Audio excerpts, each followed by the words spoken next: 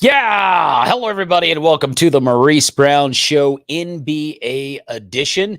As we're going to break down the latest from the NBA, we're going to take a look at some of last night's results. Oh, by the way, in case you have not heard, LeBron James is down. Don't know how long he's going to be out of action, but at least for a couple of nights, he's going to be out. I don't know how that's going to affect things. I don't think it's going to affect things too much. But last night we had the Hornets and Pistons, who are not going to the playoffs. 117-106 Charlotte. Heat 101, Sixers 99. Miami trying to get into the mix.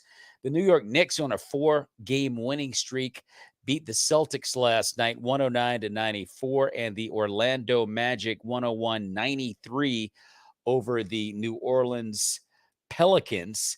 And so you just look at what's going on with those teams there, and everybody's trying to, get position. But LeBron James going down right now is kind of the headline. Everyone thinks that the Lakers are a playoff team, which they very well could be. But the question is, are the Lakers a playoff team? Period.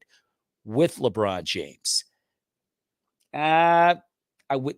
We don't know. I mean, they're in the 12th spot now, and they're trying to just make the play in. LeBron says these are the most important games of his career. What does this mean? I don't know what this means. Is he trying to say that he believes he can win a title? Because I'm looking at that team. They got rid of Russell Westbrook. They could not coexist with him. And now they think they have a better team and they can make a run for it. Well, LeBron's hurt now. So much for the final 23 games of the year, now down to 22, 21. And it's just a matter of time before Anthony Davis gets hurt. Then what? I mean, I certainly don't wish any harm to the man, but he's not been around consistently for the past couple of seasons. I've got no reason to believe he's going to hold up this year. So it's bad news coming out of LA as far as the Lakers are concerned. Hopefully LeBron can get back in it. The guy's old. I mean, he's 38 years old. The question is, how is he able to play at the high level he's been playing at this age? I mean, Father Time always wins. And God bless him for hanging in there and trying to be relevant. He's a great player. LeBron James is a great player, and he can get it done. But he's 38, and he's hurt. And listen, let's not get all upset that he's not going to be around. The playoffs are going to be exciting. Can Kyrie and Luka coexist? That's really the question. You're talking about two teams or a team that's got a shot to do some things. But adding Kyrie Irving to a team that's already got a major league ball handler in Luka Doncic, I don't see how that's going to work out. You got two ball dominant guys, and they don't play defense. And Luka cries all the time about calls. To the extent where last night or 2 nights ago, Jason Kidd had to call his team out. He called the team immature after losing a big lead. Jason Kidd called one timeout in quarters 2 and 3 as the lead. I mean, I think it was a 27-point lead the Mavs had over the LA Lakers, and they watched it slip away. Now Jason Kidd, he didn't call a timeout, and he's looking at him. He's like, I'm going to let them play through this. Well, you let them play through it if it's Michael Jordan and Scottie Pippen and you're Phil Jackson. That's not the case here. Call a timeout, dude. Call a timeout. It's not Michael and Scottie. You have to call a timeout. They're not going to figure it out. Okay, they're not. And you have to get these young guys to the side and say, look, this is what we're going to do to maintain this lead. They got a problem in Dallas. They're I don't see them going very far. And then you got Luka Doncic, who's crying about a call that he didn't get while the other team goes to the other end and scores. Hey, Luka, got to play ball. You got to play ball. I love Luka Doncic. I really do. And I think he's arguably the most talented player in the NBA. But the guy doesn't play defense. And he's always whining and crying and complaining. And on top of that, he's got now Kyrie Irving on his team, who's a guy that you can't really count on. Just ask Kevin Durant. Ask the Brooklyn Nets. Just go ahead, ask them. Ask the Boston Celtics. Go ahead, ask them. The only ring that Kyrie's got happens to be with one of the best players of all time in LeBron James. Since then, nada. So I don't know what Jason Kidd is thinking about, and he knows better. He's played against MJ. He's played against Scotty. Okay, he played against those Charles Barkley-led Phoenix Suns. He's played against Larry Bird, the tail end of his career, but he's played against him. And he knows what a high level of basketball is like. And today's game ain't like, call a timeout, Jason, is all the thing I'm saying. We move next to the Golden State Warriors. And the question is, can they regain the NBA championship? Don't know. You know, you're looking at them right now. They're struggling to make the playoffs. I think they're in an 8 or 9 spot, and they just don't look right. But I never count Steph Curry out. And Klay Thompson, I think, hit 12 threes the other night in the absence of Steph Curry. Well, once they get back together and they get Draymond Green back into the mix and they start playing like their former selves, hey, I would not count them out. The Milwaukee Bucks. How big of a threat are the Bucks with a healthy Chris Middleton? I think it's huge. You know, all this crying about LeBron James not being available and whatnot. Look, it's not about LeBron James. Can we just be real here? He wasn't going to win a title. And if he comes back, he's not going to win a title. He's done. He's done. He's a great player. It's his swan song, just like Tom Brady. It's time to go. It's over. And we're going to be very excited to watch teams like Milwaukee and Boston and Phoenix and Denver go for the whole thing. Even the Philadelphia 76ers with Joel Embiid and James Harden. Okay. The LA Clippers now have Russell Westbrook to go with Kawhi Leonard on that team.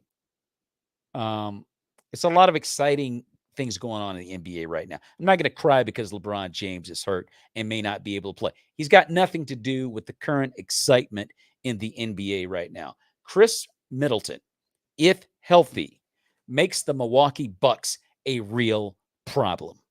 Just ask the Boston Celtics, who barely got by them last year without Middleton. The Bucks are going to be a problem. In fact, they are a favorite for me to win the NBA title. Giannis Antetokounmpo is an absolute beast.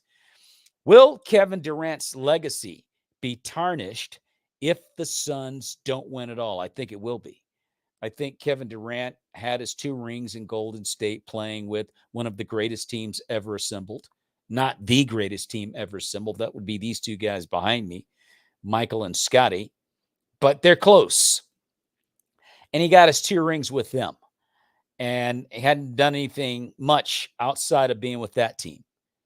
You know, he caused a big stink, and Draymond Green told him, hey, dude, we don't need you. And so he goes to Brooklyn. We saw what happened in Brooklyn. Now he's in Phoenix. Couldn't get it done in OKC with Russell Westbrook. Now you're with CP3, Chris Paul, in Phoenix, a loaded Phoenix Sun team that has everything now. I mean, Andre Guyton, and, you know, they've got everything going over there. Okay. Kevin Booker. They got everything. And it won't be an excuse for the Phoenix Suns not to win it. And I think Kevin Durant's career will be tarnished if they don't win it all. Because this is the last hurrah for Chris Paul and the Suns. I think Chris Paul is like 38. Is he going to come back if they don't get it done this year? Even if he does get it done, I don't think he's going to come back. So this is it. You got to get it done now. Russell Westbrook with the LA Clippers. Now, the question is he the missing piece for the Clippers to win a title? Well, you got Kawhi Leonard there, and you know, hey, I forget my other man's name that's there. They've got 2 big dogs, and now you got Westbrook. He may be. It's going to be exciting. I know they came up short the other night against the Denver Nuggets.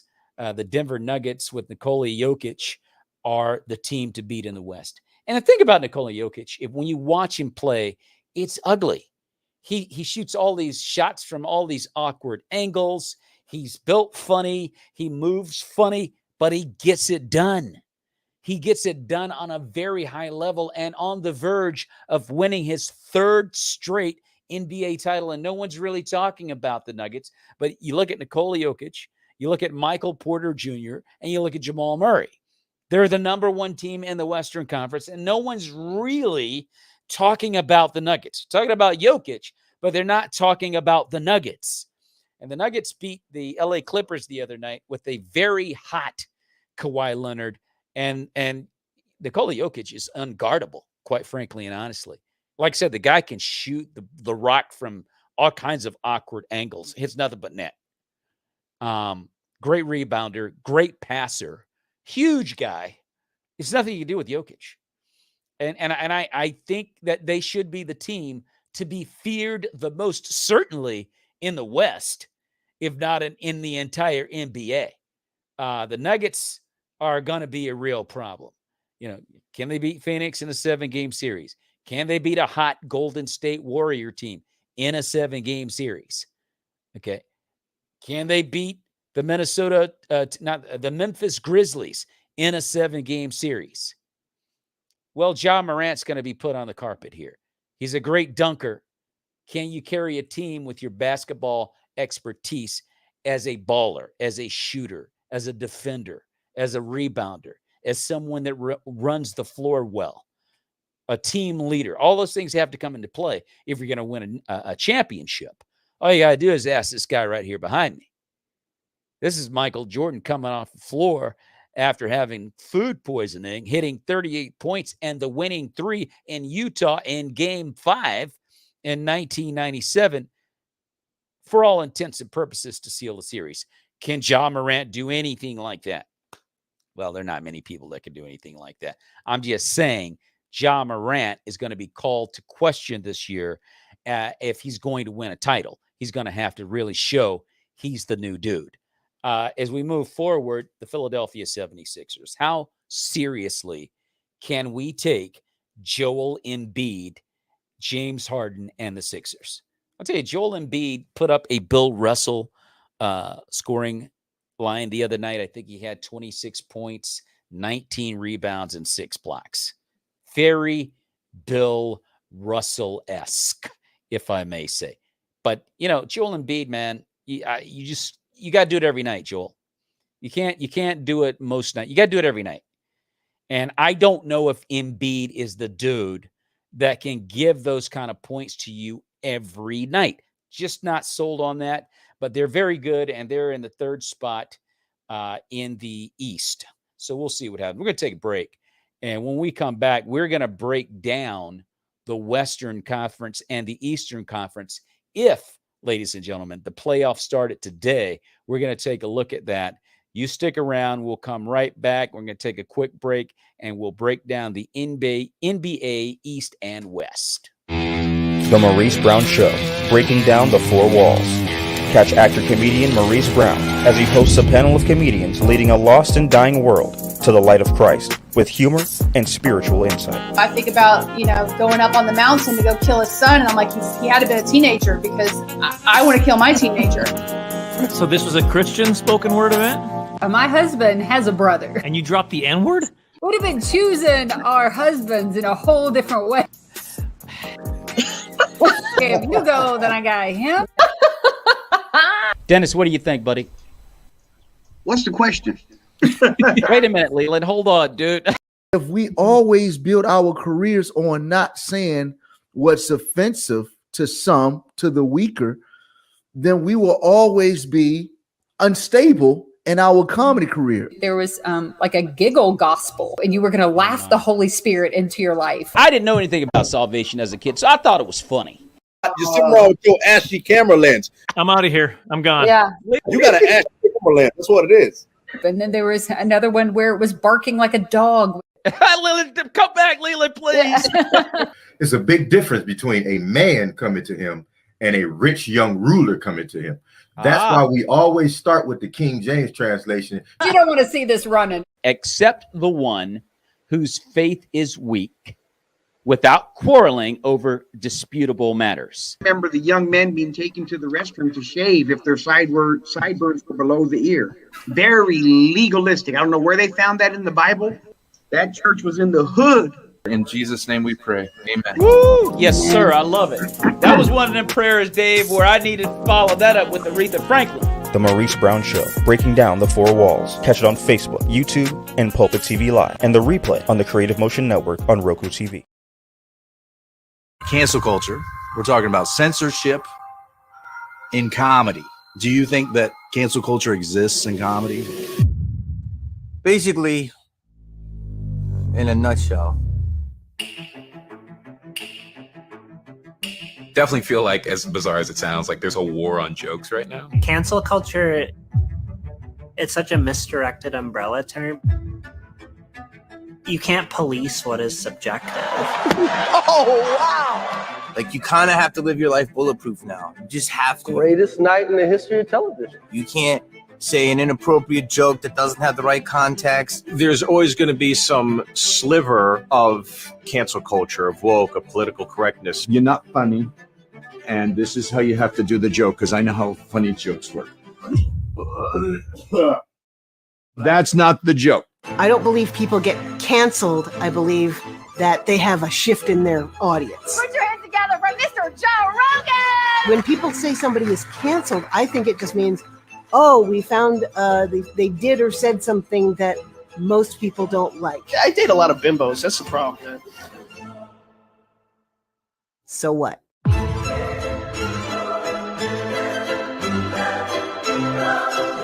So, let's think about that joke in today's culture.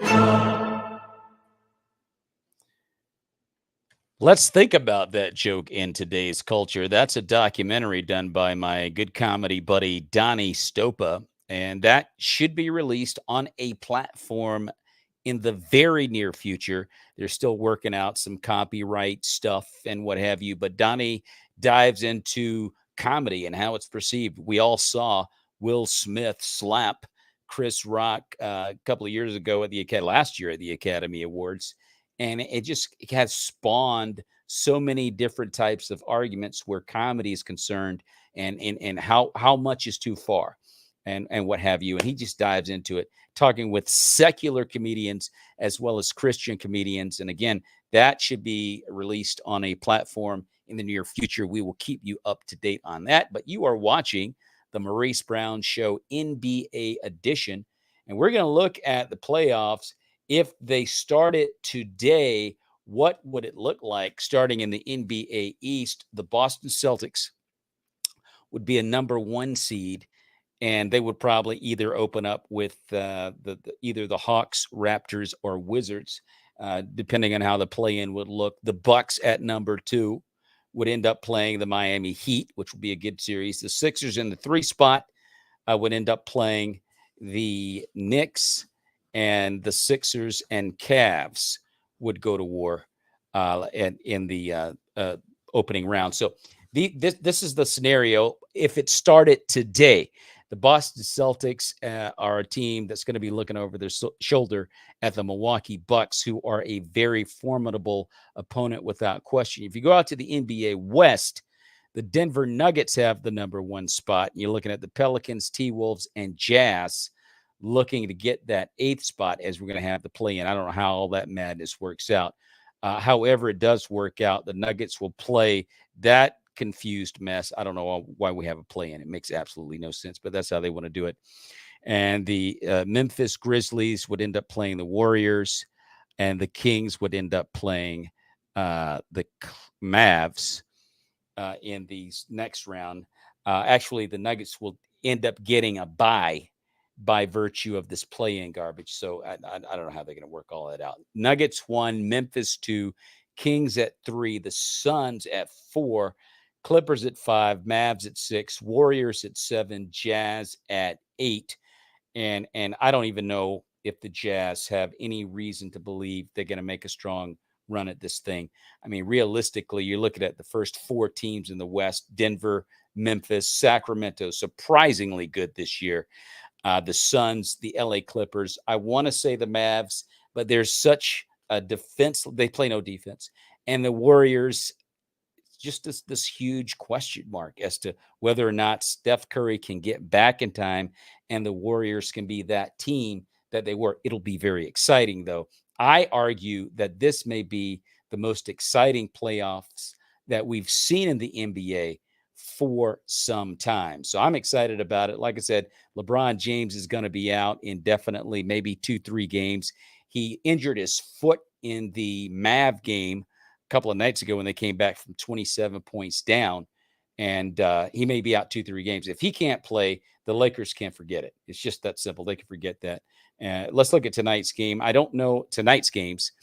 At 7:30, we had the Wizards and Hawks. Don't know what the current score is on that. They're already playing. The Bucks and Nets are playing. The Bulls and Raptors are playing. Lakers taking on the Grizzlies. That's on TNT. You can scoot on over there and watch that game. The Nuggets take on the Rockets, and they're underway as well. And the Sacramento Kings are playing the Oklahoma City Thunder. Also tonight, the Pacers and Mavs, they should be underway. Spurs versus the Jazz starting at 9 o'clock. Trailblazers, Dame time. Damian Lillard popped 71 the other night. He's on the floor against Golden State. And tonight at 10 o'clock, it's going to be the Minnesota Timberwolves taking on the LA Clippers. You can see that game over on TNT. So that's and of course it's always fun whenever you got Charles Barkley and Shaquille O'Neal. They're always great fun. There's no telling what Charles Barkley is going to say. What Charles has been saying of late is that load management is a bunch of hooey. Guys need to play.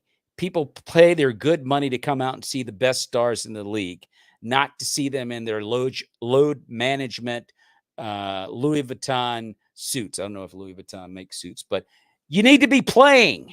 You're the best player in the league. We need to see you on the floor. This load management garbage has got to stop. And Charles Barkley has been going on and on about that for some time now.